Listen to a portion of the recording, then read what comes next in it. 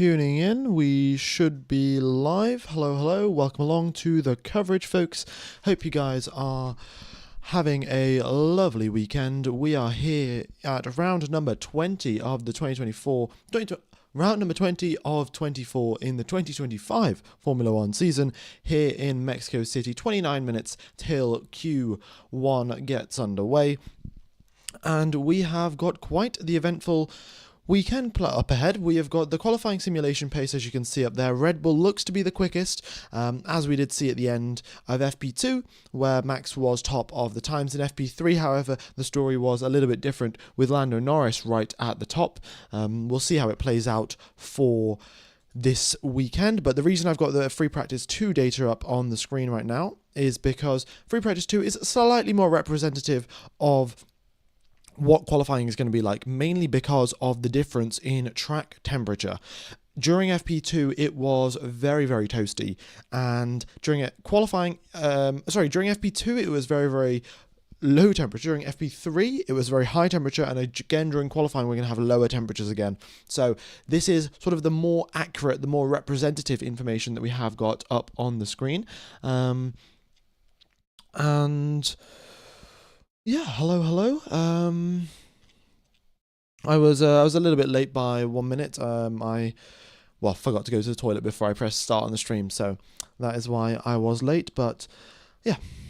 The other thing that we will be watching out for that I haven't mentioned really at all during all of the free practice sessions is lap times getting deleted. The FIA don't really delete any sort of lap times during free practice, but during qualifying, they very much do. So the drivers will have to be super duper careful during quali to make sure that they don't get a lap time deleted. They are monitoring track limits on loads of different corners. So on the exit of turn number 3, there is a lot of runoff area which you can drive over. It will gain you lap time, but of course, you will get your lap time deleted if you do drive over there. So we'll see what the drivers can do.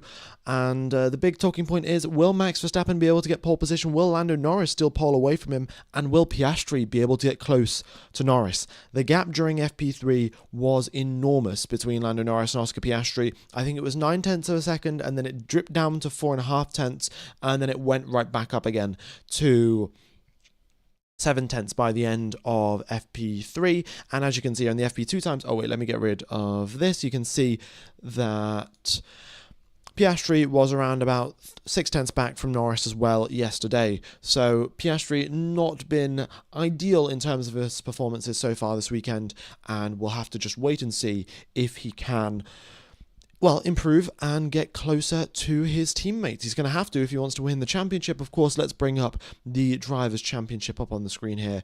And, we have got Oscar Piastri with the most wins this season. He has also got a Grand Slam as well.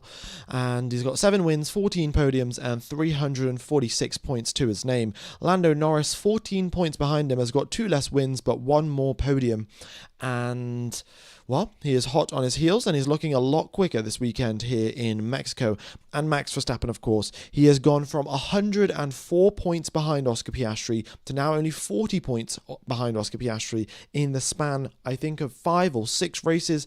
He has gained 64 points in a rapid succession, and, he's coming to chase him down. He is indeed, and that will be very exciting to see if that happens. Piastri's pace doesn't look good. Norris's does look good. Verstappen looks even better sometimes. Lou looks even worse sometimes, depending on if he's on a race run or a quali run.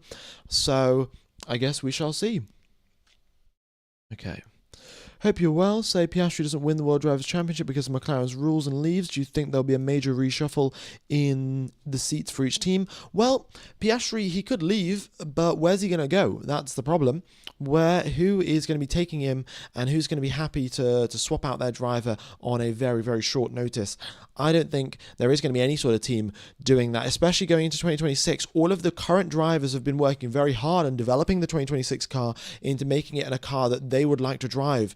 And Piastri will be going in, taking in some other drivers' hard work. Maybe the car will not be to his liking for 2026.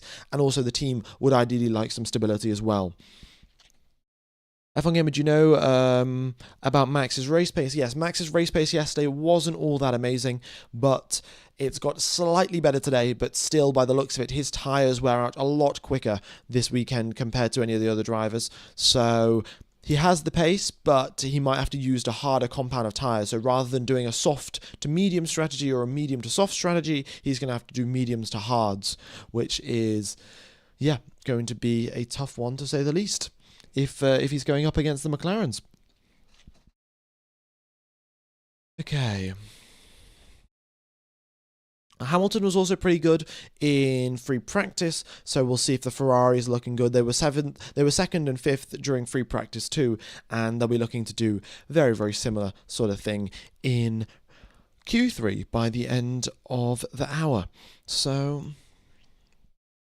as F1 Gamer, what do you think would be the ideal strategy today? Well, the ideal strategy, if you are Max Verstappen, is to hope that Yuki Tsunoda gets through into Q3 and then tell the team to tell Tsunoda to give you a tow. That is how you can confirm and seal the deal for Max Verstappen. Also, I'd like to say, every time Max Verstappen has won here in Mexico City, he has won 5 times already, and every single time he's won by more than 13 seconds. I think the first time he won by 17, then it was 16, then 15, 14, 13, and pretty much just going downwards. And yeah, Max has won by at least 13 seconds every single time he's raced here in Mexico City. So he is pretty good around this circuit, and the Red Bull does have a history of being pretty good as well.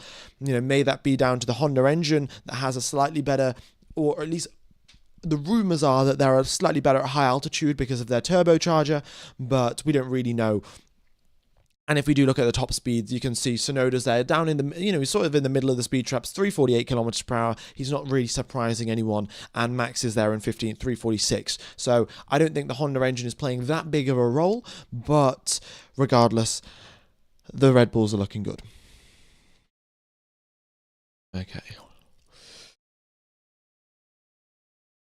Ferrari's praying that they return to their 2024 Mexico performance. Indeed, they do. As you can see up there, the 2024 pole time was set by Carlos Sainz, a 1 minute 15.9, and he went on to get the race win as well. That was the last time Ferrari won a Formula One Grand Prix, and they've been trying to replicate that success all season long, but nothing has been going their way. So, and they've also been in their own way, to be honest. Ferrari have been sort of not helping themselves when it comes to winning races, and they've got this lift and coast problem as well. So even if they do get pole, I don't know if they'll be able to hang on to a race win. But the main thing is, I think George Russell is going to be on for a great time in today's qualifying session. He has been pretty good in terms of pace for race pace and qualifying pace. It's not been right at the top. However, we know George can put together a good lap, and also the Mercs are pretty good when it comes to attacking curbs. And here in Mexico City, you do need to attack the curbs. Why were rookies driving yesterday? The reason why the rookies were driving yesterday is because the FIA rules say that during a Formula One season, I think 4 or 5 or 6 practice sessions have to be allocated to rookies, to people that have driven less than 2 Formula One races in their career. And that's sort of just to ensure that young drivers do get a little bit of experience in the sport before they make their way up through Formula 2 and directly into Formula 1. Maybe they've driven a Formula 1 car a few times beforehand, and that's why the FIA have got that rule, and that's why there were rookies driving in FP1. And the reason why they were doing it in Mexico is because there's a lot of runoff area in case the rookies make mistakes. There also was not any... There's also no sprint race, which means that the teams actually have time to let the rookies drive around and not have a detrimental effect on the rest of the weekend. And then also, the Formula 2 wasn't on this weekend, so the Formula 2 rookies could actually drive in Formula 1 without having too much of a compressed weekend. 2 sessions per driver. Okay, so that's how it looks like then. Fair enough. That makes sense. That makes sense why Max had to sit out, because typically if it was four sessions per team, then what they would have done is they would have just given Yuki Tsunoda all of the sessions, and Tsunoda sits out and Max drives the car. But Max at some point does have to give up his seat to let a rookie drive, and they gave Arvin Lindblad the car during FP1. Do you think Tsunoda will keep his seat if he does good in this Grand Prix? I think Tsunoda his seat is not really dependent on this Grand Prix. He's been in this car for quite a while now, and I don't think him doing amazingly this weekend, unless he gets a race win, is going to really affect his chances all that much of staying with Red Bull next year. I don't know what the chances are right now. It might be 50%, might be 90%, but I don't think this race is going to have that big of an impact. All right. What else have you got to say? How does the double cool work? So a double cooldown lap, essentially what it is, we may be actually seeing some of that around here in Mexico because it is quite the short circuit.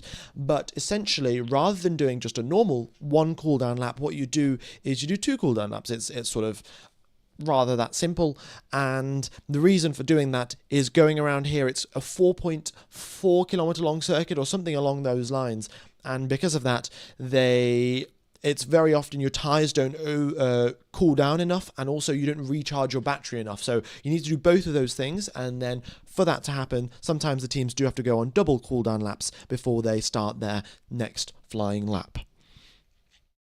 Right. So I shall get rid of the driver standings. Quickly just show you the constructor standings. The font is a little small if you are on your phone, but what you can see there, Mercedes 341 points to their name, Ferrari 333, and Red Bull 331. Very, very close between second, third, and fourth, and whoever does well this race could have a pretty good shot of sealing the deal for second place. So yeah, it's all down to the drivers now. If they can claw back some points, Ferrari will be looking to, get ahead of Mercedes, and then they can't really stop Max Verstappen because he is just a little bit too quick, and we'll see how it goes. Okay, let's get rid of that. So I'll run through a few more things, what drivers were saying after the qualifying sessions and after the practice sessions. Were they confident in the car, or were they sort of, a little bit downbeat? Oscar Piastri, he said yesterday that all of his qualifying laps, all of his practice laps were very much average. There wasn't, fantastically good. It wasn't fantastically bad, but he's hoping to improve. That's what he was sort of hoping for. And yeah, you got P12, as you can see there on the screen, in FP2, which is not great to say the least. It was Norris improved on his second flying lap. Piastri went slower on his second flying lap, and that's why the big thing is that, Piastri's down in P12. Okay. So Sonoda says that he's fairly happy this weekend with the Friday performance. He wasn't too unsettled with the car, and you can sort of see that in the pace. He was 4/10 off in FP3 for quite a lot of the session. He was 5/10 off in FP2, so it's looking good there for Yuki Tsunoda, and maybe he'll be able to get through into Q3 and score a few more points for the team. Leclerc is looking pretty handy, and he said that he's puts in some good laps, and he also had a good feeling in the car. So it looks good for Charles Leclerc. The Ferrari may not have the overall pace, but the team looks reasonably confident to be able to extract as much as they can, and have a shot at pole position. Okie dokes, folks. What else have we got going on then?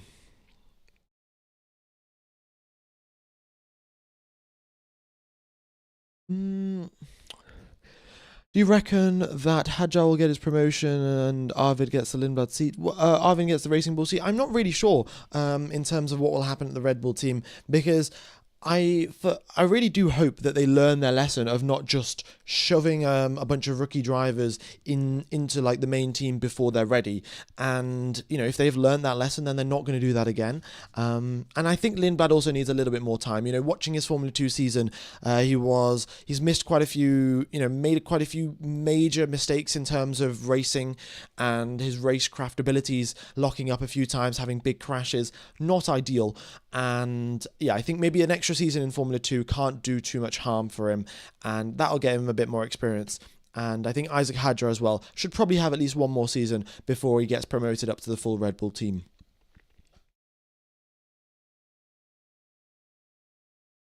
Right.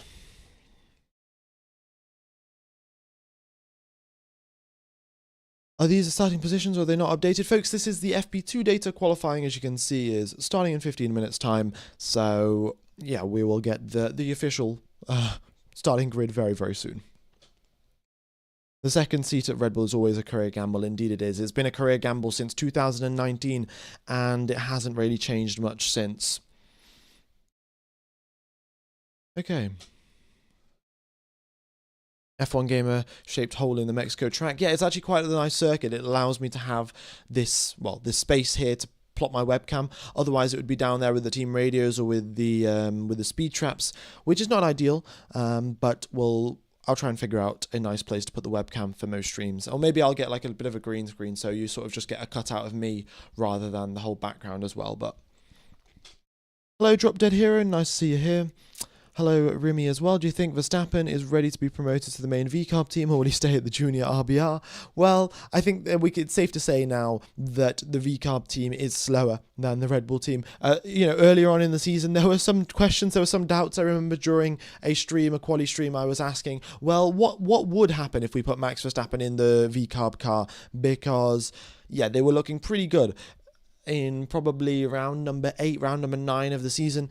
And yeah, here we are, an extra 11 rounds later, and not so great, are they?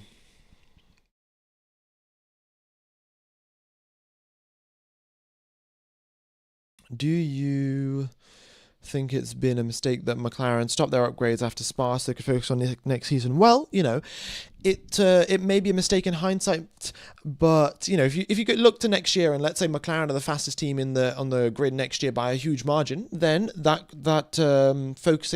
their upgrades and focusing on next year will seem like, oh no, that was a good idea. If McLaren next year will also turn out to be really bad, and this year they also lose the championship, then it will look like a very bad decision that they've made. So it sort of depends on the outcome, shall we say. But in this current scenario, it looks like they're cutting it a little bit fine. If, let's say, at Spa they had decided, no, we're not going to let the drivers battle, we're going to say Oscar Piastri, because he's leading the championship, is going to be our number 1 driver, Lando Norris is our number 2 driver, it would have made a whole lot more sense, and in that way, Verstappen probably would not be in the conversation right now for who's winning the championship. But McLaren didn't do that. They've now got 2 drivers fighting for the championship with Max Verstappen fast approaching behind them. And, well, they have got to be careful because, yeah, any one slip up from them and Max is right on their tail. A DNF from Piastri, a DNF from Norris at the start of the race tomorrow could be game over for the championship very, very soon. So, yeah, it will be interesting to see. Arvid or Lawson? I would still say Lawson. Lawson is doing all right here in the VCARB, and he's been able to keep up quite well with Isaac Hadjar. Hadjar has improved quite a lot, and I think Hadjar is probably the quicker driver in terms of pace right now, but Liam Lawson is not that far behind, and Arvin Lindblad is not ready for Formula 1 just yet. Also, folks, be sure to hit the like button. Very much is appreciated. We're on 571 likes. Oh yeah, the like target for QUALI is normally 4,000 likes. So let's just update that. But thank you everyone for tuning in. We've got 4,000 people tuned in to the live stream right now. And I hope you are all enjoying the coverage. At this point, Red Bull Racing should name themselves Verstappen Racing because, well, if you do look at the championship, Red Bull themselves have scored 331 points. Max Verstappen has scored 306 out of 331. So Tsunoda scored 25, and yes, Tsunoda scored 28, sorry, and Red Bull have pretty much more than 90% of the points have been scored by Max Verstappen. So there you go. F1 Gamer, do you think Vettel can join the second Red Bull seat? Probably not. I think Vettel has very much had his retirement. It would be pretty nice to see him maybe at Le Mans for a one-off race for the 24 hours of Le Mans maybe. But I think Seb Vettel is pretty happy being retired and doing all of the sustainability stuff that he is doing. Right. Cadillac are going to be joining at the right time based off all the changes next year. Yeah, Cadillac made that decision, that's why a lot of teams do join at a new technical regulation era. They join, when the technical regs change, it makes it a lot easier for them to join and not be right at the back of the pack, because it sort of equalizes the playing field in terms of development, because on the 2026 cars, the teams aren't actually allowed to start working on them until, I think, in March in 2025 or something. There's an earliest date that you can't actually work on the cars on, and yeah, so it's very, very important that, it gives them a clean slate to develop the car. What are your predictions for Tsunoda? Do you think he'll have a seat at Red Bull next year? I think he will, but he could get removed from the Red Bull team at the halfway point. That's what I think is going to happen. I think Tsunoda will stay at Red Bull for 2026, but he could potentially lose his seat if he's not as quick as Max by the halfway point of the season. Okie dokes. So let's put up the qualifying simulation pace. This qualifying simulation pace is according to yesterday's data, folks. So yesterday, Red Bull was quicker in the one-lap performance. McLaren was a little bit further back, but it's a very, very fine margin. The upgrade packages, of course, will be slightly different. Sorry, not the upgrade packages. The setups will be slightly different from yesterday to today, and yeah, that will mix up things a little bit. Lando Norris did look quicker in FP3, but of course that's with higher track temperatures, and we know that Max Verstappen and the Red Bull car was struggling a lot with the hot track temperatures. During qualifying, temperatures are going right down, so it's not going to be that big of a concern for the drivers. All right, there we go. We have got the qualifying data up on our screen. In fact, let me just get rid of the... There we go. Got rid of the FP2 stuff. We've now got the QUALI data up on the screen. Fantastic. Oh, wait, there we go. All right. QUALI data up on screen, and we'll be getting... the drivers going out for QUALI. The other thing that I'd like to point out, Fernando Alonso did have some issues in FP3. However, I think those issues have been rectified, and he will be taking part in qualifying. So we didn't see a lot of Alonso driving around during the final practice session. Some sort of issues with his car, mechanical issues, but regardless, those are going to be resolved, and they are going to be... he's going to be taking part in FP3. Is it Service TV this time? Indeed it is, folks. If you do want to watch the Formula 1 coverage for only $2 a month, it is Surfshark VPN using the link in the description. You get that, and then you join an Austrian VPN server, and you can get Service TV for free as long as you have got the Austrian VPN. So, yeah, go ahead, use the link in the description, and watch the Formula 1 coverage. Someone asked about the green screen, Michael. Yes, I did actually mention it probably about 10 minutes ago, 15 minutes ago. Probably I'm either going to get a green screen or figure out a way to get my webcam to fit nicely with all of the data that's all around me.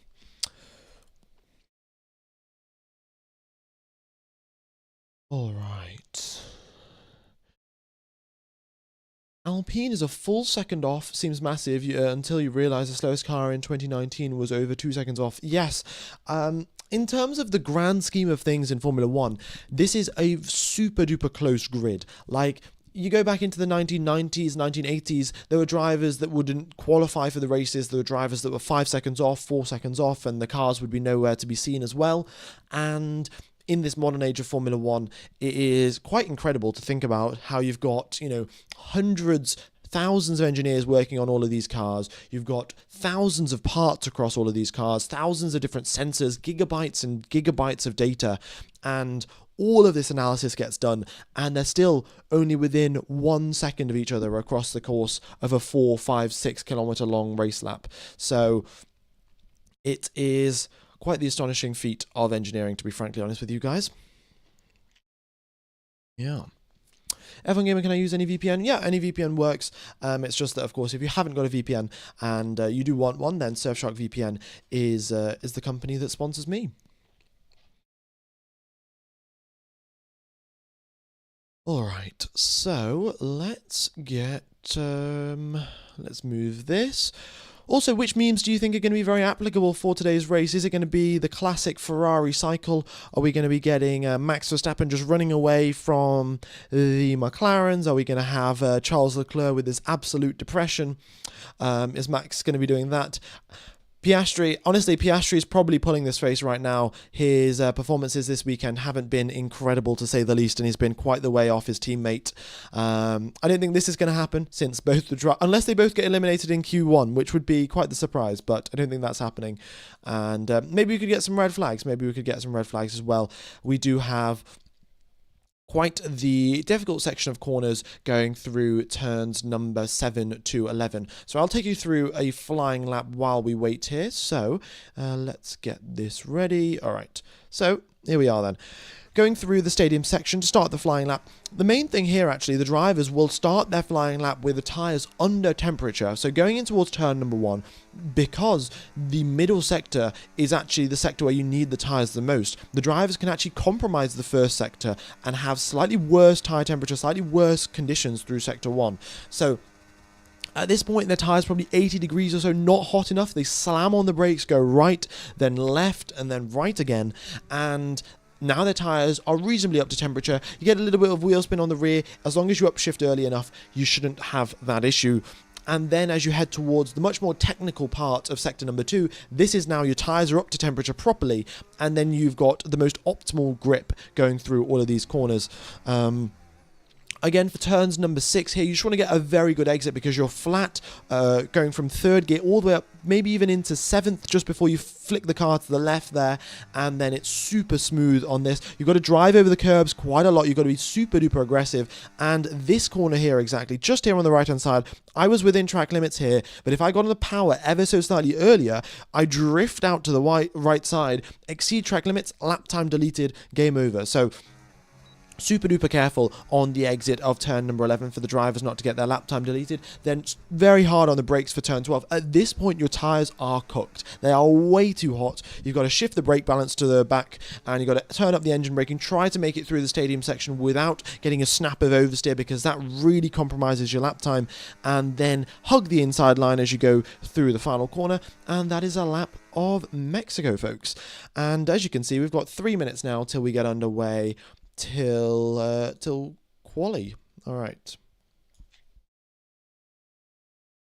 So who's it going to be, folks? Who is it going to be? Is it going to be Piastri on pole, or is it going to be Lando Norris, or Hamilton, or Leclerc, or Russell, or is it going to be Mad Max?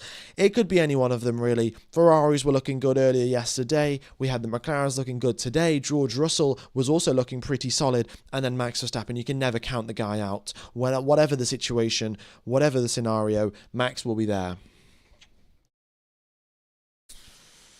All right. Alright, we've got 6,000 people tuning into the live stream. Thanks everyone for tuning in. Be sure to hit the like button. Be sure to subscribe. Track temperature is a little bit hot here, folks, actually. This is not what we were expecting going in towards Q1. I would have expected track temperatures probably down at 42 degrees Celsius, but it's in fact got hotter since FP3 now to Q1, which means that the Red Bull car will be struggling ever so slightly. It's not going to be optimal here for Max. He would have hoped that the conditions would have been slightly lower in terms of temperature, but alas, the situation cannot always be in your favor. So Max is going to have to now go against the odds and try and get that Red Bull up onto pole when the track temperatures are hot, because the Red Bull has been struggling with tyre temp. That is their main issue. Their tyres wear out too quickly, and then once they go over the certain limit for tyre temperature, they lose all grip in the car, and Max starts complaining, and his lap times fall off a cliff. So yeah, in these hotter conditions, it's going to be tough for Max to get pole. But of course, there's still, another hour left till we get to Q3 and the final Q3 laps. So there's still time left for it to get a little bit cooler. And we'll see how it goes. Is the high track temperature good for the hard tyre strategy? Indeed it will be, indeed it will be. So I'll get the Pirelli strategy up later on tomorrow, of course, for the race stream, but I have a feeling it's either, if the track temperatures are hot, it'll be medium to hard. If the track temperatures are low, it's going to be medium to soft. And yeah, a two-stop looks unlikely, unless, of course, there's a safety car. Where can I watch the F1? You can watch the F1 using Surfshark VPN. It's Service TV, and that's where you can watch it using, by joining an Austrian VPN server. All right, folks, 24 seconds till we get underway for qualifying. We're having the drivers all in the garages now, and a few moments away from beginning the Formula One circus, shall we say. All right, it is 3 p.m. in Mexico City. If Service TV isn't working, folks, what you can do is get join a Swiss VPN server and Google SRF F1. That is how you can also watch the Formula One. All right, so I shall get rid of this countdown timer. Above me, you can see when Q2 is going to begin, so I think it's a nice new addition for the stream. I don't have to keep putting it up every time. But Lance Stroll is first out onto the circuit, and yeah, looks good, looks good.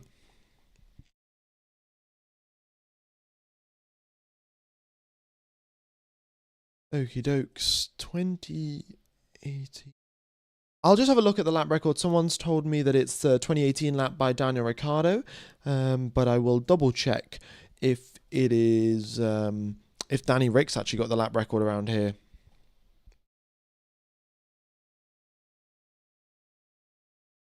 Because Max Verstappen in 2019 did a 1:14.7, and Max and Daniel Ricciardo did a 1:14.75. Okay, actually, Max was, I think Ricciardo was 4 milliseconds quicker than Max's. Oh, he was 6 milliseconds quicker, so I should probably change that. It's still a 1:14.7 regardless, but for all of you Daniel Ricciardo fans out there, which I'm sure there's a lot of because we've got Oscar Piastri in the championship fight, it'll be nice to see another Australian name up there. So let's change it to DR3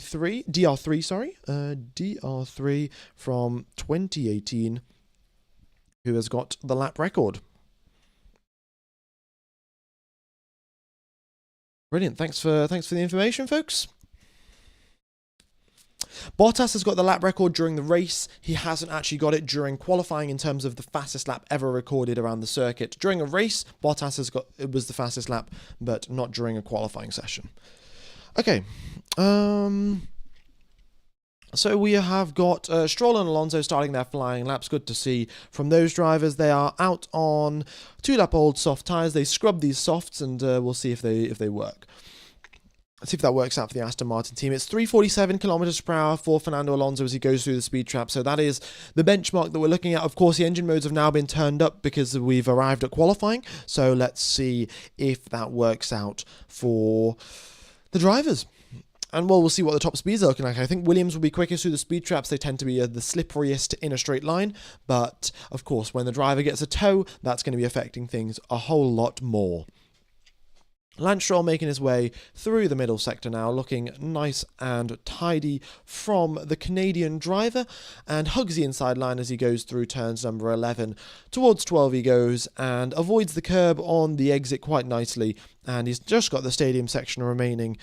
What can he do? It's a fantastic atmosphere there in the stadium section. So the fans are absolutely jam-packed into the stadium. Like, there's no space whatsoever. Great to see. And Stroll's the first one across the line, a 1:18.8 from him. We got Fernando Alonso, his teammate, just coming up behind him. And let's see what he can do. He does go 9/10 clear of Lance Stroll, and not really too surprised. Purple in the second and third sectors, and it is top of the times for Fernando Alonso as of this current moment in time. Behrman does go quicker in the middle sector, though. Behrman purple in the first sector, purple in the second sector, and we'll see what he can do now in the final sector.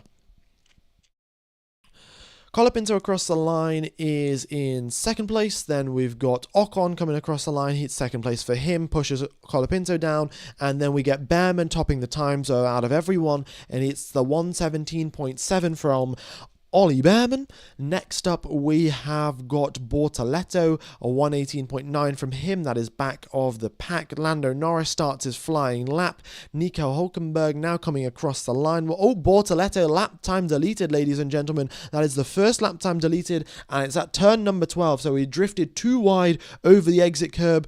Lap time deleted for Bortoleto, and that's probably why his final sector was so slow as well, because he did exceed track limits. So he'll have to do that one again. He did the same thing in Kota, actually. He got a lap time deleted, and he's now done it again. So he's got to be a bit more careful, does the Brazilian driver. Of course, we're going to Brazil. That's the next race that we've got, which will be a fantastic home race for him.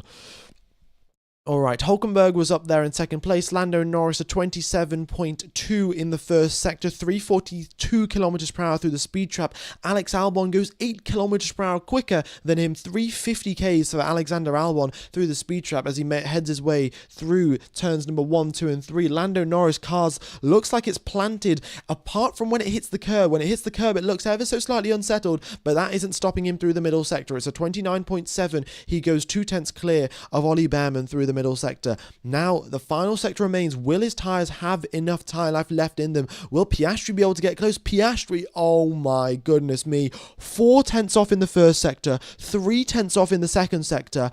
This is not looking good for Oscar Piastri. Norris across the line. He's 6/10 clear of Ollie Behrman. We'll see what Oscar Piastri can do. He's got the final corner to negotiate and a little bit of oversteer on the exit. Third place for him, 7/10 back from his teammate. Oh my goodness me, Oscar Piastri. You need to start analysing some more of that data, folks. Not folks, buddy. And yeah, you need to get close to your teammate for this championship fight to still stay on. He said, I don't know what happened with the RS at the end of the straight, so maybe some DRS issues there for Piastri. Looking at the top speeds, Norris got 342 in down the straight. We'll see what Piastri got, if it was significantly lower, if it was significantly quicker, I don't know. But Leclerc, second place there. He was 1/10 back from Lando Norris. Hadjar, 4/10 back from Lando Norris. And, we've got some sort of DRS problems with Oscar. They've just been told him over the radio. The DRS cancels because of a small throttle lift into the finals, into turn number 1. Okay, so the DRS isn't fully activated for Oscar Piastri going through the first sector, so we will give him the benefit of the doubt as of right now, but some more work is definitely required. Charles Leclerc is definitely cooking. Lewis Hamilton and Charles Leclerc have got as big as a gap as Lando Norris and Oscar Piastri. Hamilton looked good for one lap in FP3, but again had a mistake going through turn number 12, which resulted in him being so far back. Alright, Max Verstappen and Yuki Tsunoda on their flying laps, and Tsunoda's looking pretty good. Max has just come across the start-finish line, and is heading his way in towards turn number 1. And Russell and Antonelli out onto the circuit. 10 minutes remain of Q1, folks, and we've got some drivers. Well, few drivers left to set their flying laps. We've got 14 drivers with laps set and 6 drivers that remain. Carlos Sainz also goes 350 Ks through the speed trap, and we'll see where he ends up in terms of the leaderboard. His teammate is there in 7th position. Tsunoda crosses the line, 5th place for him, half a second back there from Lando Norris. If Tsunoda is half a second back from Lando Norris, and we assume the gap between Tsunoda and Verstappen is half a second, then Verstappen is going to be right there as he makes his way through sector number 2, and the Red Bull, a little bit of a twitch there, and that's really going to compromise his line through the middle sector, and not ideal there for Max. He'll have to improve on the next run. It's a 29.9 through the middle sector. That's 2/10 down on Lando Norris, so he does have the pace to match Norris if he didn't make that mistake, but of course it's always if, but, and maybe, and he's got to put that lap together.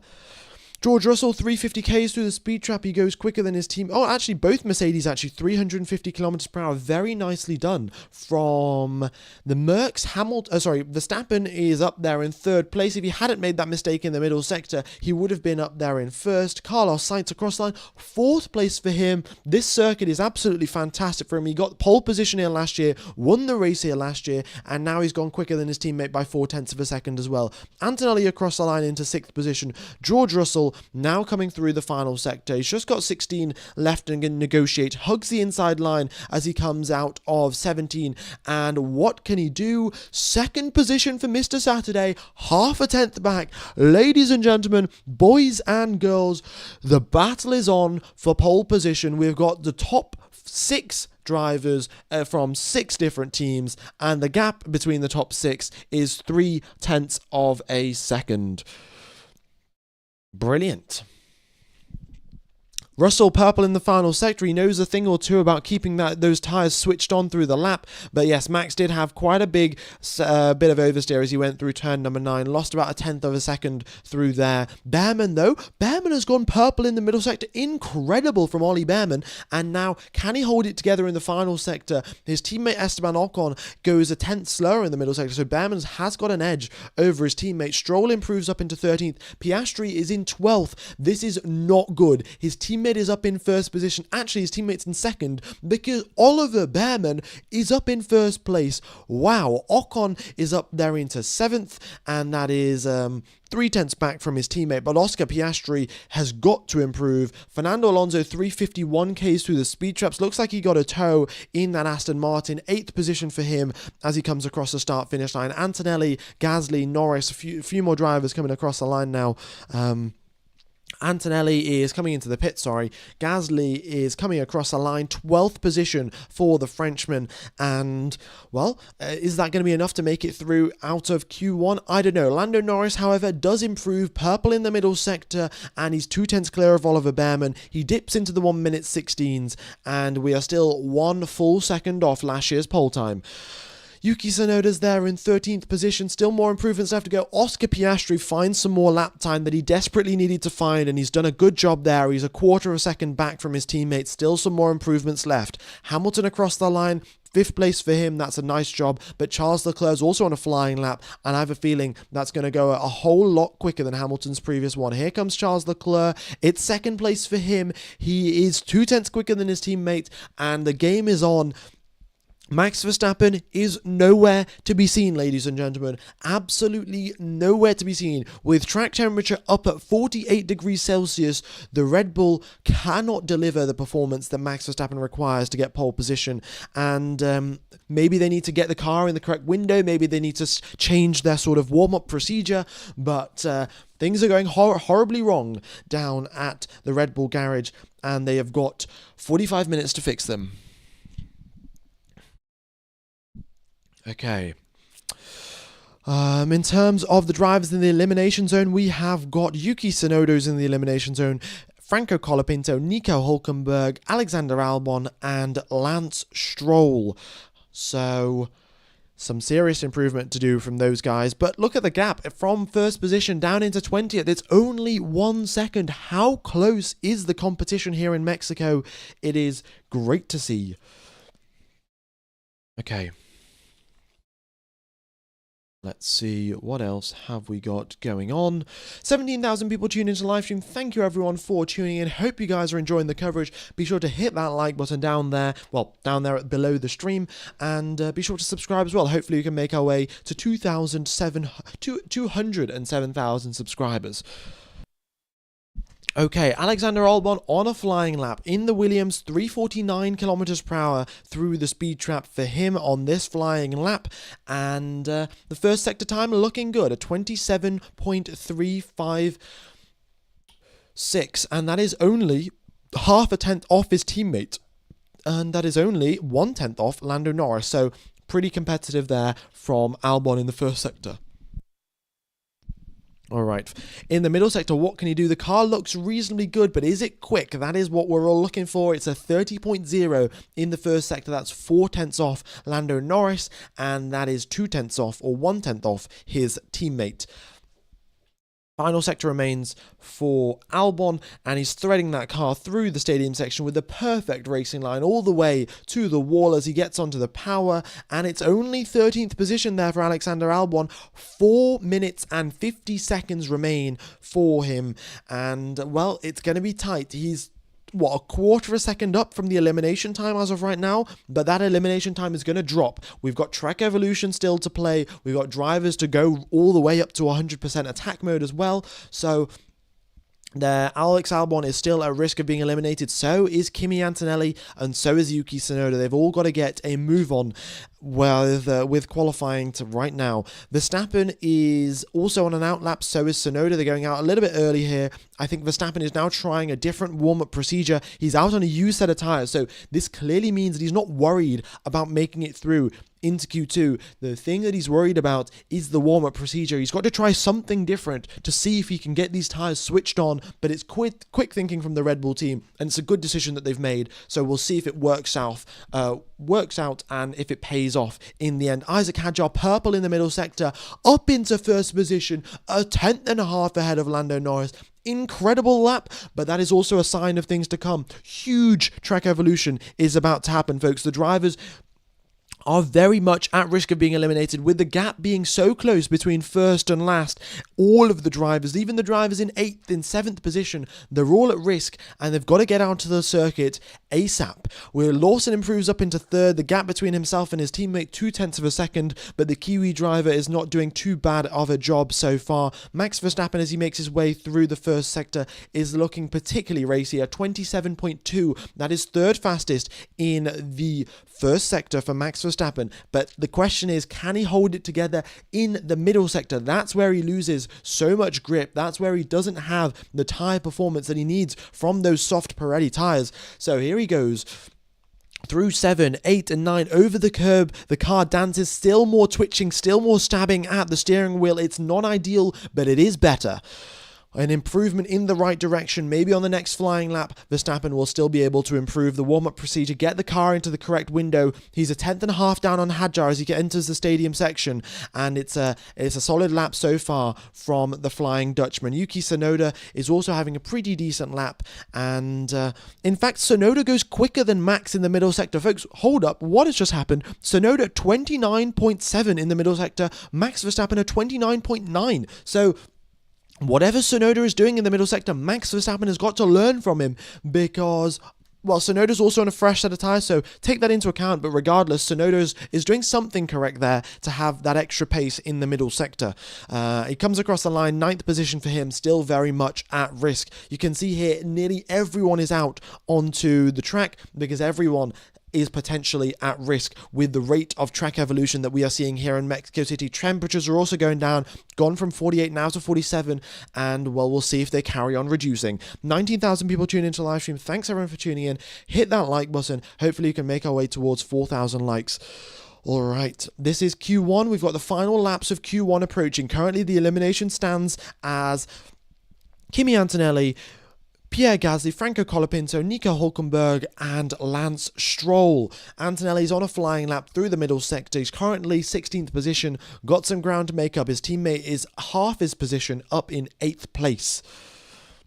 The weather like tomorrow, folks, the weather is nice and sunny, and it's going to be similar to this. We don't know about the cloud cover exactly, but the clouds, if the clouds block the sun, then of course track temperatures go down. If they don't block the sun, then track temperatures stay as high as they are right now. Stroll across the line, he is eliminated. Number 1 elimination from Lance Stroll to get eliminated out of Q1. Antonelli improves, but is it going to be enough? It's a 117.3. Currently, the drop zone is a 117.5, so he's 2 tenths clear right now, but everyone is yet to set their lap time. Gasly improves 17th. He is the second driver to get eliminated out of Q1. Albon is out onto the circuit now. 30 seconds remain on the clock. He needs to get round with enough time. It's a little bit tight at the back, at the top there. You can see the stadium section's a little bit busy, but we'll see how it goes. We've got Tsunoda diving into the pits. Hülkenberg improves up into 11th position. Nice job there from Nico Hülkenberg. Next up is Esteban Ocon. Great lap by the French driver. 3rd position for him in that Haas car. Next up, Oliver Behrman. Also 6th place for him. The Haas's are looking fantastic here in Mexico, even though at their home Grand Prix, they weren't looking so good. The checkered flag is out. George Russell across the line. 2nd position for Mr. Saturday. Goes clear of Lando Norris, but he is on a fresh set of tyres. Norris out on a used set.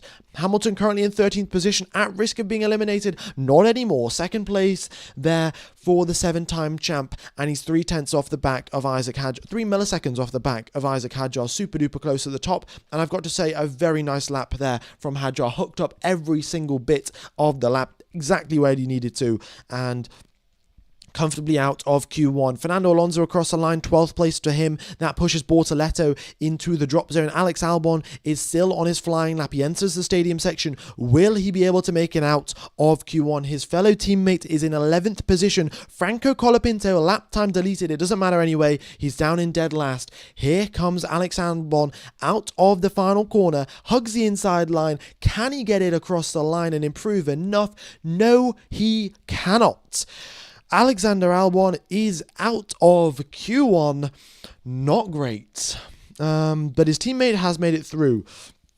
0.3 of a second was the gap between the two teammates. Alexander Albon is out.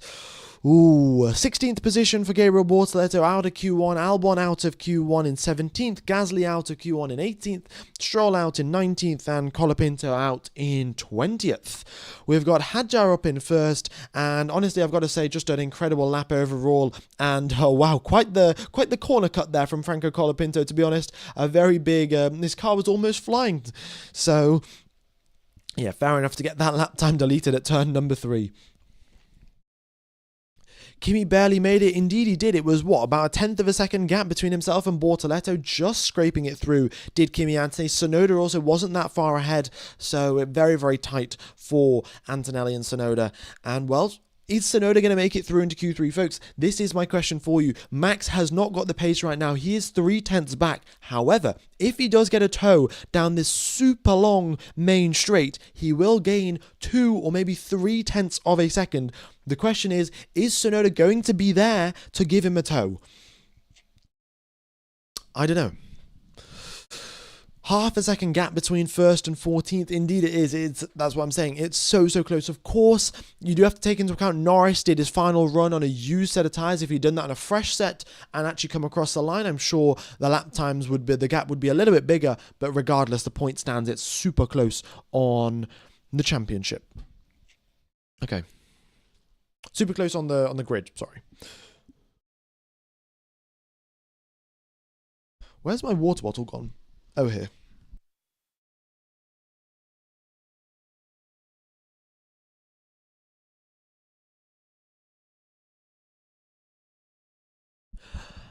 Folks, I would love to put the I've seen a few messages about asking to get the speed trap numbers also on the column, but unfortunately I can't get that to work. The font would just be too small for the people that are watching on their phone. We do have the speed traps at the bottom, and most of the drivers are hitting the exact same speeds as they go through the speed trap. Russell Antonelli hitting 350. We got Leclerc hitting 350 as well. Most of the drivers doing the exact same speed, so not much to worry about there. All right.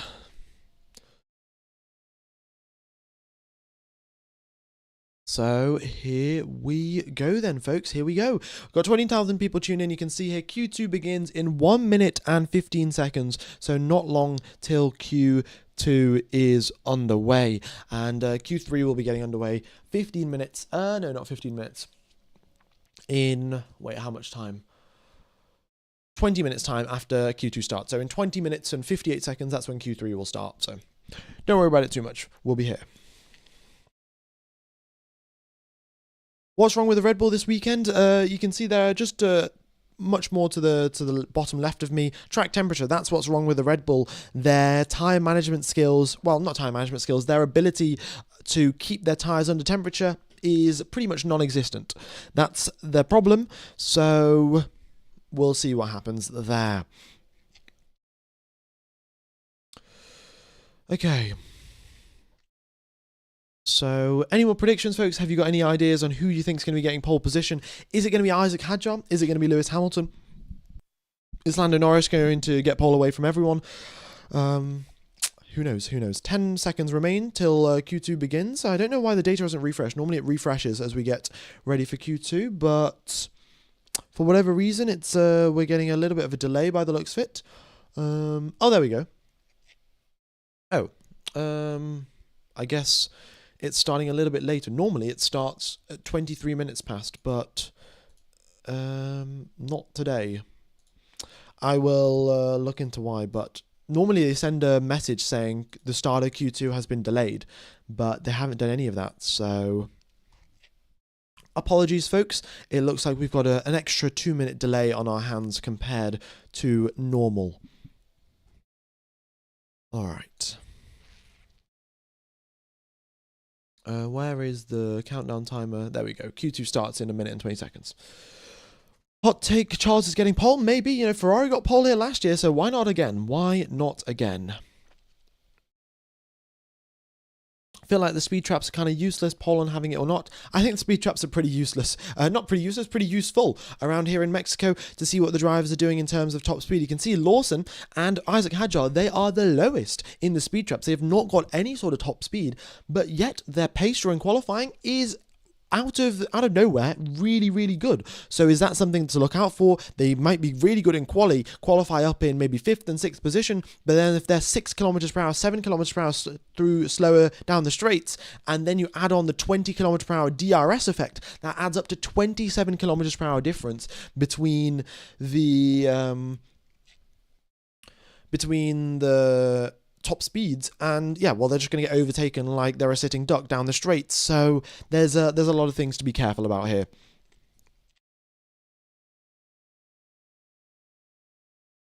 Alrighty.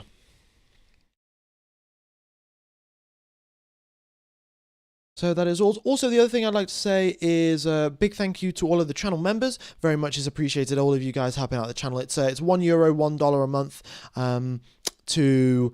Oh, there we go. Pit lane open. We've got Q2 is underway. Fantastic. Okay, so what was I saying? Oh yeah, it's $1, €1, £1 per month to just support the channel, and it goes a very long way. Oh, it shouldn't say FP3, right? You know what? Let me update it. So I'm going to just have Q3 starts. Q3 starts.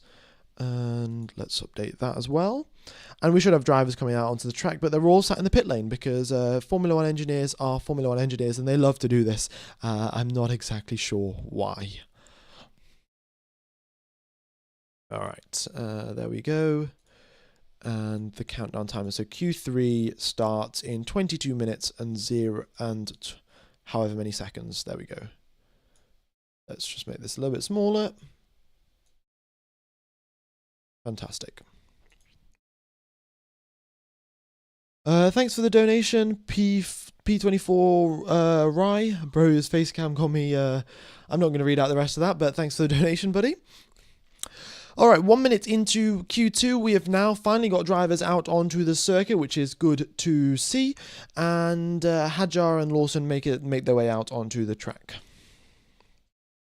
We have a room tour. My room isn't particularly big, to be honest. I'm at university, so it's a pretty small room. So yeah, there's my door, and here's my light, and here's my cupboard on this side of me, over there, and that's about it. And my bed is behind me.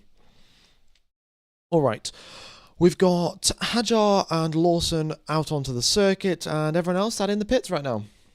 Headwind at turn number 12, folks. So you can see here we have got a 9 km per hour wind from the westerly direction. So the wind is coming this way across the circuit. So that means going down the main straight, the drivers have got a big old tailwind, which is going to give them a little bit more top speed. However, the other way, so when they're coming in towards turn number 12, they've got extra grip. They've got a headwind. So extra grip, extra downforce into turn number 12. So they can brake that slight little bit later, and then they can rotate themselves at a slightly higher speed as well.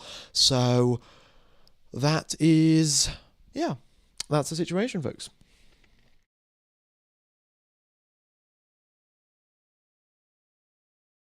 When is the race tomorrow in the UK? I'm confused with the daylight saving times. The race tomorrow in the UK is at 8 PM UK time, with the time zones changing. But once the stream ends, it'll just have a timer on the screen telling you when the stream starts. So don't worry about when the race starts tomorrow. Okay, also just a quick reminder, folks, there is, if you look at sort of the betting odds or whatever, you know, those are normally the most accurate predictions of what's going to happen. There's a 40% chance that Lando Norris wins, 40% chance that Norris gets pole, 40% chance that Verstappen gets pole, and there's a 5% chance that Russell gets pole, 5% chance that Piastri gets pole, and then the rest is sort of distributed amongst the rest of the drivers. So it is...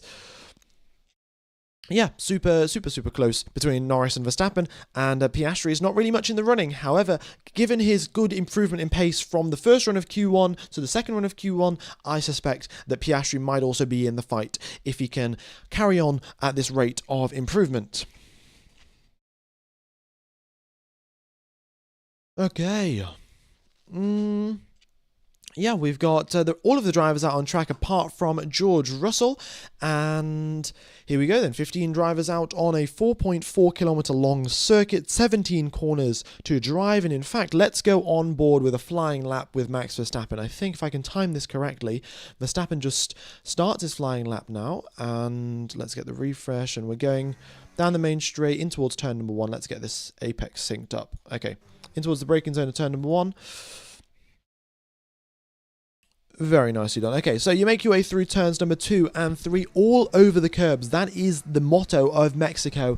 You upshift as you exit turn number 3 and then go straight on. Open the DRS flap, of course. Super duper late on the brakes. Trail brake into turn number 4 to maximize your speed on the entry. Then brake a little bit earlier than I did through it for turn number 5 so you can actually make it around the corner without stabbing at the steering wheel. But this is very similar, sort of what we were seeing to Max Verstappen. He was stabbing at the steering wheel through the middle sector in Q1. Maybe that will go away through Q2 as they improve their warm-up process and setup window of the car. Through the middle sector, one corner after another. Don't exceed track limits there on the right-hand side. And now to the inside line as you head your way towards turn number 12. You got a headwind here, so brake a little bit later than normal and then turn in a little bit earlier as well.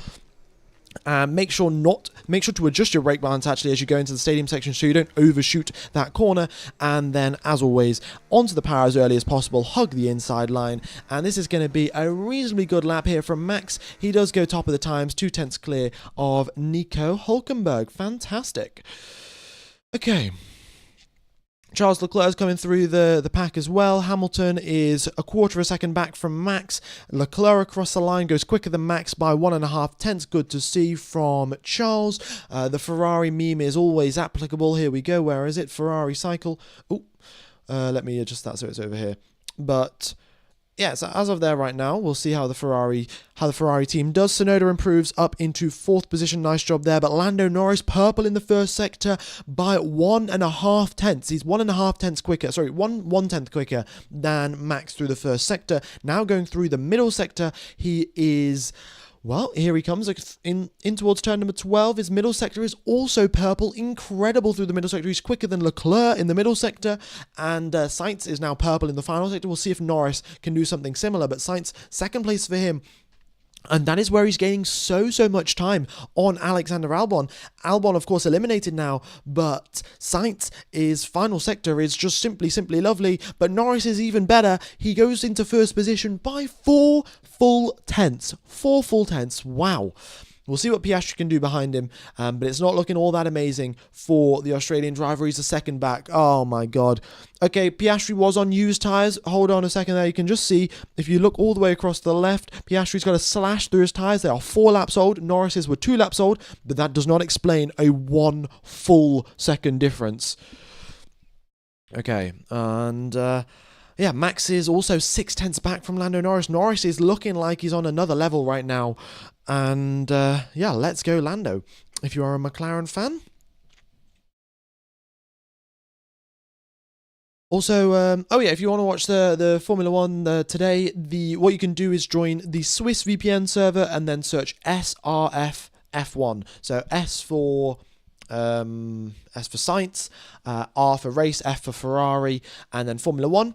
And that's what you watch. That's what you Google, so you can watch the Formula 1 coverage, as long as you have got a Swiss VPN server. And you can get that from Surfshark VPN using the link in the description. Okay, track temperature's gone down a little bit. You can see it's down to 46 degrees Celsius now. So that's, again, bringing things in the favour of Max Verstappen, but clearly not enough because he's 6 tenths back. Wow. F1 Gamer, you're in the Max Verstappen Hopium train. Well, I'm not so much on the Hopium train as I would like to see. I don't really care if Max wins or not, but I would like to see a championship battle down at Abu Dhabi. I did say that I would wear a full suit for if there's a 3-way fight in Abu Dhabi. I'm wearing a full suit for the whole race. And I'm probably going to start commentating standing up, because currently, I can contain my excitement a little bit. But if it's the final race of the season, I'm going to be standing up and jumping around and going crazy because, well, it's going to be quite mental if there's a 3-way fight in Abu Dhabi. All right. 7 minutes remain on the clock. The only drivers out on the circuit are Hadjar and Lawson. Again, they're going out right at the start, and it's fresh sets of tyres for both of them. We did get... in fact, Lawson did not complete a flying lap. He just came into the pits because he didn't have a good run at the start. On his first flying lap, Isaac Hadjar did put together a flying lap, but it was a 1:17.1. Last year's pole time, a 1:15.9. Lando Norris is 3/10 off the back of that, and, well, we'll see if he can get closer.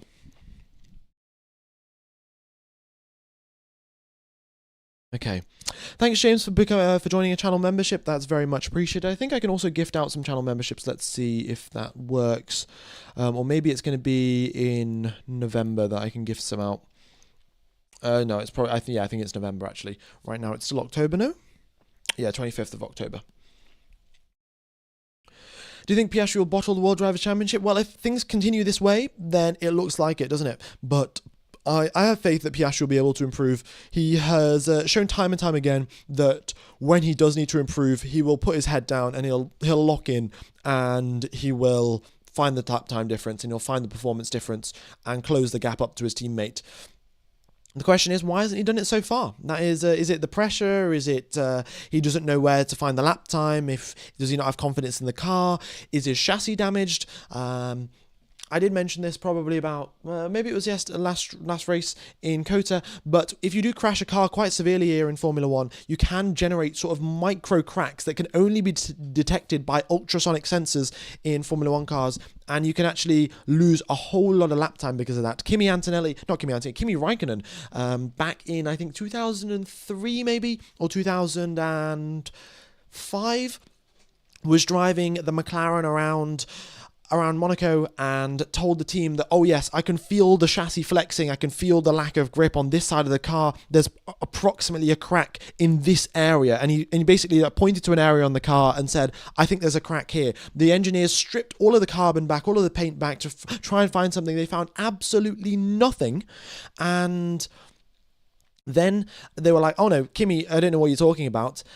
2 weeks later, they take it back to the factory, they put it through an ultrasonic sensor, and lo and behold, there is a crack there that the engineers couldn't see, and it was costing Kimi Raikkonen lap time. So who knows if that's what's happening to Oscar Piastri, but I think that's a little bit too far-fetched as of right now. But he did have a crash in Baku, a pretty big impact that could have damaged the chassis if it hit the right point. But it could also just be Piastri's a bit slow. I think it's much more likely that Piastri is just a bit slow rather than it's chassis damage. It's always, chassis damage is the last possible explainable cause of these lap time differences between drivers, to be honest. Okay, Liam Lawson aborted his second lap, made a pretty big mistake, and he is out of Q2 by the looks of it. I don't think he's going to be able to make his... Actually, he could make his way out if he gets out soon enough. So, Lawson... 2 laps now in a row that he aborted his lap because, yeah, just not quick enough. In the final sector, made a mistake, and that was that. So, yeah, he's got to hold it together, does Liam Lawson. But that story from Raikkonen is true, and he could feel in the car that there was an issue somewhere, and the engineers couldn't see it, the mechanics couldn't see it, but they took it through an ultrasonic sensor and a scanner, and lo and behold, there's a tiny microscopic crack. So Oscar Piastri is looking like he's cooked right now, but, well, Norris is out on the circuit. We'll see what Piastri can do. Verstappen starts his flying lap as well, and 2 minutes and 50 seconds remain on the clock, ladies and gentlemen, with Behrman,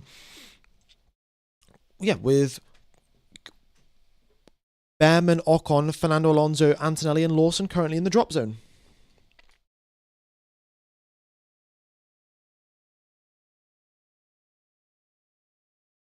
Next year there's MOM. What does that mean? Next year's MOM is manual override mode. It's next year's version of DRS, but I think it's just a stupid name, to be honest with you guys. Right, Max Verstappen second fastest in the first sector. He's got some pretty good pace here. Now, let's see if he can hold it together in the middle sector. He makes his way through turns number 7, 8, and 9. Super smooth on the steering as he makes his way through 7, 8, and the car is looking a lot more planted. He's also applying a little bit more throttle than he was before in his previous laps. So Verstappen's middle sector, A-OK. He's only a 10th down on Norris in the middle sector. Can he hold it together now in the final sector? Does he have an extra little bit more of lap time available to him? He's got a little bit of understeer as he gets through the stadium section. Final corner to remain, and onto the power smoothly for Max. It is a nice smooth application of power, hugs the inside line, but he is unfortunately 3.5 tenths back. Did Max get a toe? No, he did not. It was 348 kilometers per hour through the speed trap. That is not a toe for Max Verstappen. Behrman across the line, 5th place for him. Lewis Hamilton, purple in the middle sector, goes a 10th quicker than Lando Norris. And here he comes across the line. It's 2nd position. It's still not as quick as Norris. And he's 2 tenths back from his fellow Brit. Alright, Antonelli improves up into 6th position. That means George Russell should be going pretty high up the field as well. We've got Piastri now starting his flying lap. Okay, so folks, Lando Norris did a 27.0 in the first sector. We'll see what Piastri can do. Russell across the line, 3rd place for him. And again, the top 4 drivers are from 4 different teams. It's anybody's game for qualifying if they can get that perfect lap in. In fact, the top 5 drivers are from 5 different teams. Carlos Sainz is putting together sensational performances. This might be his best racetrack yet. He got pole here last year in the Ferrari, which was not quick enough. Still won the race in the Ferrari, which was incredible, and now he's here in 5th position, 2 milliseconds off the back of Max Verstappen. Charles Leclerc is coming across the line, yellow sector 1, yellow sector 2, yellow lap overall, and not a major improvement from the Monegasque. Oscar Piastri in the first sector, he's 3 tenths down, or 2 tenths down on Lando Norris in the first sector. What's it going to be in the middle sector? Tsunoda improves, but it's only 10th. Oh, this is very much at risk of being eliminated. And then Verstappen's not going to have a toe in Q3. So, ooh. All right, Alonso improves, but it's only 13th. Alonso is out. Ocon is out. Hulkenberg is out. Lawson is on a flying lap, and so is Oscar Piastri. Piastri improves up into 7th. He's half a second back from his teammate, but an improvement nonetheless. Pushes Tsunoda out of the elimination zone, and Yuki Tsunoda will not be in Q3 to give Max Verstappen a toe. Liam Lawson across the line, it's 15th position for him after having 2 failed flying laps. On his 3rd attempt, he is 1.8 seconds off the pace, again making a mistake in the final sector, just not being able to hold it together in the final couple of corners, and Lawson is also out. Tsunoda, Ocon, Hulkenberg, Alonso and Lawson are the drivers eliminated out of Q2, and that is qualifying. Well, that is Q2 for you folks. Q3 will be getting underway shortly.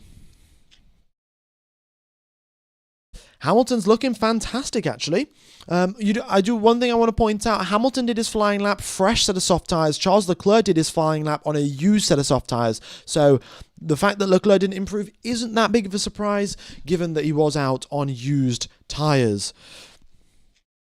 Is Piastri cracking under the pressure? Well, I don't know. I think if I called him cool, calm and collected probably about 1,000 times during the first half of the season when he was going up against Lando Norris. But now he's up against Norris and Verstappen, and now it's also crunch time. And Piastri can't seem to find the pace. He didn't have the pace here last year as well. It wasn't all that fantastic around Mexico when Norris was fighting for the championship last year. Or, well, he was fighting for the championship last year. It wasn't really that close. But all the limelight was on Norris. Piastri was nowhere to be seen last year at Mexico, and well, it looks to be a similar story this year as well. Alright, as you can see folks, 6 minutes and 0 seconds, or 6 minutes and 8 seconds till we get underway for Q3, so just hang in there. We've got 23,000 people tuned into the live stream. Thanks all for tuning in. Ollie Behrman makes it through into Q3. Fantastic job from the rookie, and yeah, brilliant from Behrman. Out qualifies Esteban Ocon again as well, which is great to see.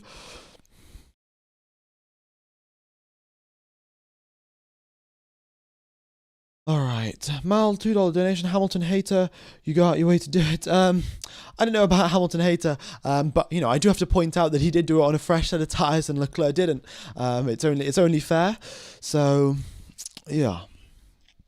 But regardless, it was a good lap from Lewis. I'm not saying that Lewis is slow by any stretch of the imagination. I just expect Leclerc to also be up there on the next flying lap. So Ferraris are looking good, so are the Mercedes, so is Lando Norris, and here we go. Alrighty then. So folks, who do you think is going to be getting pole position? Let me know in the chat. Is it going to be MV1? Is it going to be GR63? Is it going to be Lando Norris number 4? Or will it be Lewis Hamilton?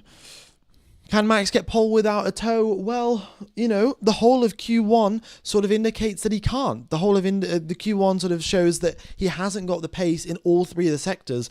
We could get a magic Max lap, and I would love to see a magic Max lap, to be honest with you guys. But he's either going to need a toe, or he's going to need something special, or he's going to need both. Oscar Piastri's not going to be giving up. He's going to be there. He's going to be looking at the data, seeing where Norris is braking, seeing where he's braking, trying to make sure that everything is as perfect as possible, dancing that car on the limit of grip. That is what all the drivers are trying to do as we prepare ourselves for the final stages of Q3 here in Mexico City. All right, we've got 20,000 people tuning into the live stream. Hope you guys are all enjoying. Be sure to hit the like button as well. Hopefully you can make our way towards 4,000 likes. That would very much be appreciated. I also would like to give a big shout out to the folks that are watching this at a very, very late time in the day. I know that this is a bit of an awkward time zone for quite a lot of people. So big shout out to everyone that is watching from a far away land where a time zone isn't perfectly ideal. Okay, so what am I going to run through? I'll take you through a final flying lap of the circuit, run through a few more details on what I think is going to be happening here in Q3. But we haven't got that many lap time deletions, actually. I think it was just Bortoletto that got one lap time deleted, and apart from that, everyone else has been managing it to keep it clean. So where is the onboard? There we go. All right. So in towards turn number 1 here, and the most optimal racing line at turn number 1 here is firstly taking this curb as much as you can. You can see here that just my front left tyre is on the racetrack. The right tyre is either in the air, touching the curb, or touching the grass. But this is the optimal way to take turn number 1. Turn number 2, I miss this apex a little bit. I'm hitting the apex, but in reality I should be a little bit more over to the left-hand side, bouncing over the curb, because again, it's quicker. Same thing for turn number 3, a bit more curb. Well, actually, turn number 3, you don't want to take that much curb because you do want a relatively planted car for the exit, and so you don't get this snap of oversteer that I just did get on the flying lap. In towards turn number 4, we saw some very, very questionable racing moves here from Max Verstappen last year, with pushing Lando Norris off because he did get to the apex of the corner first, and well, we'll see if that gets replicated again. Another thing that I'd like to mention here, folks, is that the driver that gets pole position, albeit may have the quickest car, but what they may not have is the slipstream down in towards turn number 1, and well, if they don't have the slipstream down in towards turn number 1, they could very easily get overtaken by the driver in 3rd place. The driver in 4th position could very easily get a slipstream from the driver in 2nd and overtake them. So it's not always the best possible position to be. It depends on how the opening of the race plays out, but it's very, very that is something to keep in mind. If your favourite driver doesn't get pole position, if they get 2nd, if they get 3rd or 4th, they can still slipstream past and manage to get up into 1st. Rufus, thanks for the donation. Very much appreciated. Go Hamilton. Go Hamilton indeed. I would love to see him get a podium. It would be a very, very big shame for Hamilton to get to Ferrari, get paid all of that money, and, well, not score a podium for the team. We continue on through the flying lap, and you make your way towards turn number 5, hit the first apex, drift out wide a little bit, then straight line the exit again to get as much power down as you head through in towards the middle sector. Tap the brakes, flick the car to the left, and then super smooth on the steering, super smooth on the throttle. You don't want to upset the balance of the car. Keep it as stable and as level and as close to the ground as possible. And then to the inside line for turn number 12. You've got a headwind here, so you can brake a little bit later, and then into the stadium section you go, shift the brake balance rearward so you can turn while braking and actually not lock up. And then you've got the final corner, of course, which is just important to get a perfectly amazing exit. So that is the lap around Mexico, and as you can see just above me there, 20 seconds till we get underway for Q3, so that is fantastic timing. Okie dokes. 12 minutes remain. We have got 10 drivers in the top 10 shootout in Mexico City. Who is it going to be? You know what? I've actually got to play the F1 theme song on my headphones just to make it sound all that more epic. So give me just a sec here, folks. The pit lane exit's open. We probably will be getting some drivers coming out onto the circuit very shortly.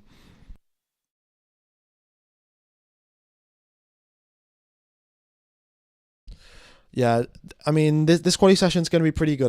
Definitely got to listen to the F1 theme song while commentating for this one.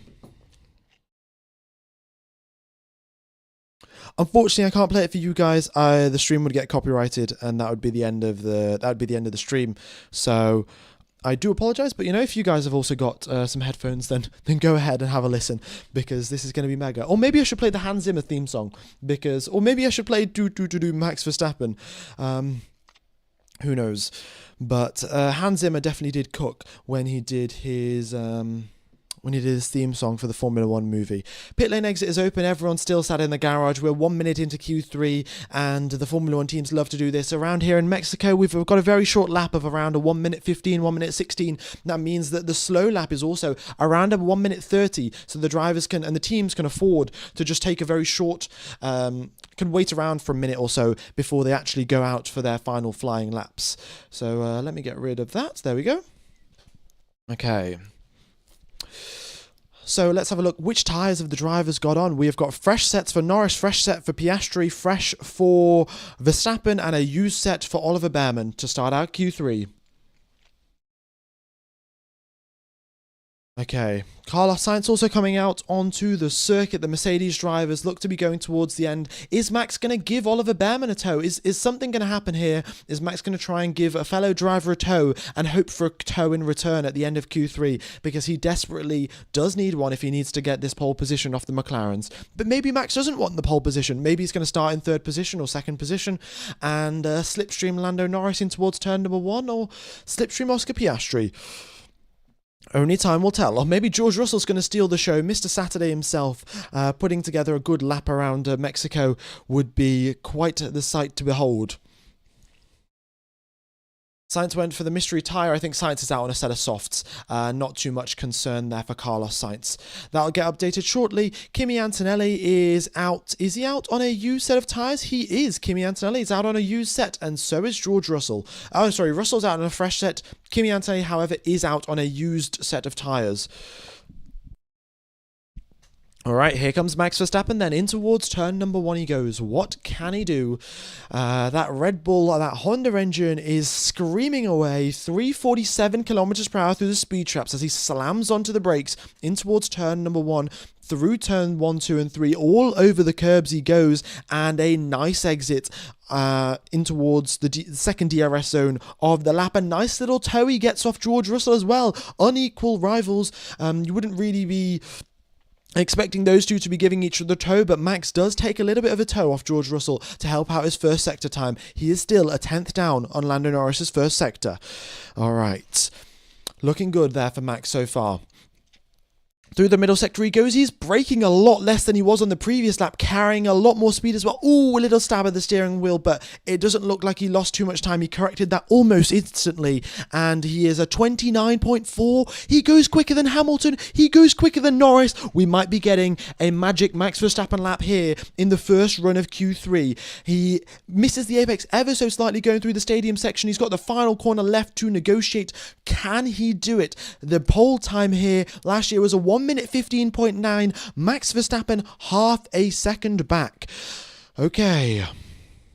We've got Oliver Behrman, second place for him. He's a full second behind Max Verstappen. Here comes Lando Norris. He's got the final corner left to negotiate right to the inside line, and he's 3 full tenths clear of Max Verstappen. But Charles Leclerc goes purple in the first sector, ladies and gentlemen. That is a great first sector. So late on the brakes for him. Oscar Piastri is only 3 tenths off. He's picked up the pace, ladies and gentlemen, and he's back in the fight. The top 3 championship rivals are top 3 on the standings right now. But Carlos Sainz comes across the line, 4th place for him. Isaac Hadjar, it's a used set of tyres for Isaac Hadjar. That puts him in 5th position. But now Lewis Hamilton, a fresh set of tyres. What can he do? It's 2nd position. He's ahead of Max Verstappen. Great lap by Lewis, but Charles Leclerc behind him is looking like it's even better for him. Out of the final corner, it's provisional pole for Charles. Carlos Sainz did it last year. Charles Leclerc might just do it this year. Wow! Oh my God. Okay, Antonelli, it's 6th place for him. Here comes George Russell, the final driver. It's a fresh set of tyres for him as well. Across the line comes Mr. Saturday, and it's only 6th position. Woo! Charles Leclerc's on fire, ladies and gentlemen. He's on provisional pole. Ferrari, it's back. Oh, we've got to get the Ferrari meme up. We are so back. Here we go, right? Well, you know, we're all Ferrari fans at the end of the day, as Sebastian Vettel once said, and I would love to see a Ferrari pole just screw up the whole championship battle. And we have Charles Leclerc and Lewis Hamilton in 1st and 3rd position. Ferrari's back, the Tifosi are back, Formula 1 is back, ladies and gentlemen. 6 minutes remain of the session. Thank you all for tuning in. We've got 24,000 people tuned into live stream. That is an incredible feat. And I hope to see you all for the race tomorrow. It's going to be absolutely mega. Look at how close QUALI is. And we have no idea who's getting pole position on these final runs. Okay. It's, wow, Norris is 2/10 back, and everyone was on a fresh set. It's not like Norris was on a used set of tyres. Norris was also on a fresh set. So, Charles Leclerc has hooked up a mega lap. I've got to say, Leclerc, oh, this could be it, folks. Ferrari's last win was here in 2024 in Mexico City. Charles Leclerc could repeat the success. Hamilton also looking pretty good, might be able to score his podium. George Russell over the radio saying the rears are nowhere. The Mercedes are going to have to change up their warm-up procedure with the final runs of Q3 rapidly approaching, and they've got to resolve it quickly. They've got to figure out where to warm up the tyres, where to warm up the brakes to make sure that Russell still has a bit of rear tyre temperature. Also, folks, track temperature is down. It's down at 43 degrees right now. This is exactly what Max needed to get close to the McLarens. And, well, it's all coming down to the wire now. Thanks for the donation. Very much appreciated. I don't know who even donated it. It scrolled by so quickly. Rocket Artist, thanks for the donation. Okay. Well, ladies and gents, who is it going to be? Is it going to be Charles Leclerc? Is it going to be a Ferrari 1-2?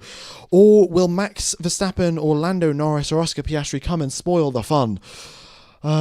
Ferrari running out of soft tyres. They will have one extra set. Pirelli do give all of the drivers that make it through into Q3 an extra fresh set of soft tyres.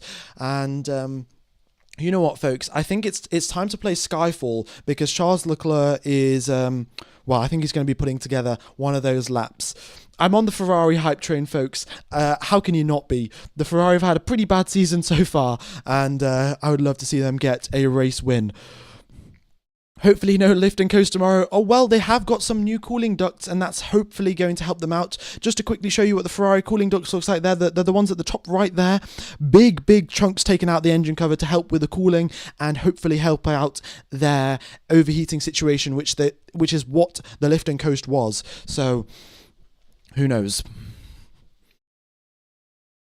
Is there one more lap? There indeed is one more lap. 3 minutes and 40 seconds remain on the clock. Everyone is sat in the garage. They're all waiting for one other driver to go out. Is Max Verstappen going to try and time a toe off another driver? Will another driver give him a toe? All questions yet to be seen, but we've got a Red Bull leaving its way out of the garage, and that is Max Verstappen at the front of the queue. Next up, we've got one of the Hasses that make their way out. McLaren's coming out as well. We've got Hadjar out on the circuit, all of the drivers barreling their way out of the pit lane. Here we are, ladies and gentlemen. What's it going to be?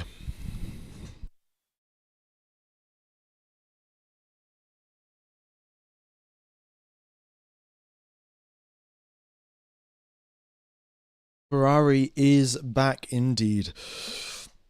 Okay.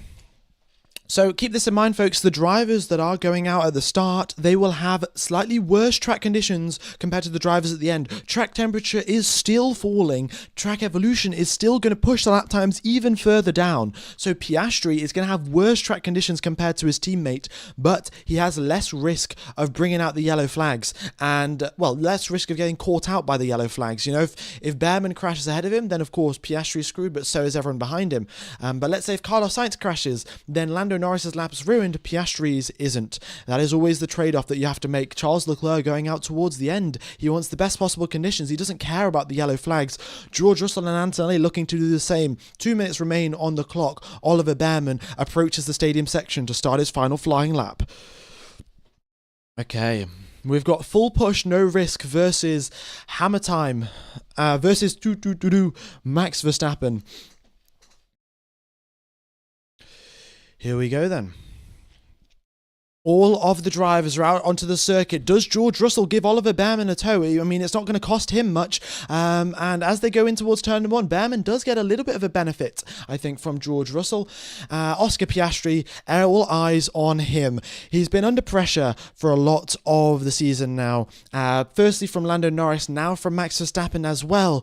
40 points is the championship gap between himself and Max Verstappen. 14 points is the gap between himself and his teammate Lando Norris. Going through the first sector, his teammate did a 27.062. Oscar Piastri does a 27.1. He is half a tenth back from his teammate. Another big improvement, a good step in the right direction. 1/10 back from Charles Leclerc through the first sector so far. Okay, Max Verstappen behind him is looking particularly racy. He goes third fastest in the first sector, still a few milliseconds back from the Ferraris. Carlos Sainz, look at those streaks of purple mini sectors. He is a rocket ship in a straight line. 352 kilometers per hour for the smooth operator. Of course, he got pole position here last year. I'll be looking to do really, really well. Here comes Oliver Bearman then, across the line. What is it going to be for him? 5th position, incredible improvement. It's anyone's game now. The track is improving at an incredible rate. Here comes Oscar Piastri. It's only 3rd. He is not going to get ahead of his teammate, but he's also only 4 milliseconds back. Extremely close between the two McLarens. Norris, however, has just gone purple. Max tops Norris, but he does not top Charles Leclerc. Leclerc is still on provisional pole, but Lando Norris might be about to stop him. He's purple in sector 1, purple in sector 2.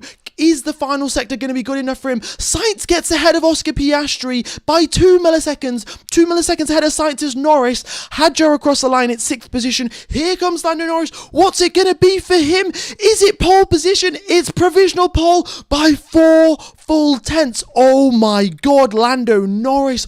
What a lap. Here comes Lewis Hamilton, currently 7th position. Can he improve it? 2nd place for him. He gets ahead of Charles Leclerc. Leclerc, Antonelli and Russell remain. Here comes Charles Leclerc. He was previously on provisional pole. He gets ahead of his teammate. It's 2nd place for him right now. On the front row, Antonelli in 10th. Across the line, only 5th for him. George Russell, Mr. Saturday. He was looking so good in FP3. Across the line, what's it going to be for him? It is 4th position ahead of Max Verstappen. Oscar Piastri is down in 8th. Verstappen is down in 5th. And Lando Norris is in 1st. Wow. Oh my God, the championship has got a whole lot more exciting, and Ferrari are so back. It's 2nd and 3rd for Ferrari. Oscar Piastri is in 8th again. He finished the Mexican Grand Prix last year in 8th position. He's starting there in 8th position this year. Oh no, no, no. With his teammate having 6 tenths quicker than him. 6 full tenths. Wow. All right, ladies and gents. Well, that has been qualifying. Quite the exciting end to qualifying. I hope you have all enjoyed the coverage. I will be commentating the race tomorrow, so I hope to see you all there. And I will see you I'll see you all in around 20 hours time or so. So what I'm going to do now is end the live stream. I'll take you over to the race stream. Just be sure to hit the like button, the subscribe button, and the reminder button. But Lando Norris is super duper happy. What a lap, what a lap. I don't even know how I did that, is what he says over the radio. So, yeah. Thanks everyone for tuning in. It's been a pleasure commentating to you guys. Have a wonderful morning, day, afternoon, evening, or night, depending on where you are in the world. And what's going to happen is I'm going to do all of the talking about qualifying and the build-up before the race starts tomorrow. So I'm going to be going live an hour early. So yeah, see you all tomorrow. Bye-bye, folks. Yeah, just hit the like button and the reminder button. That's the main thing for the YouTube algorithm. Helps out the channel a lot. Bye-bye.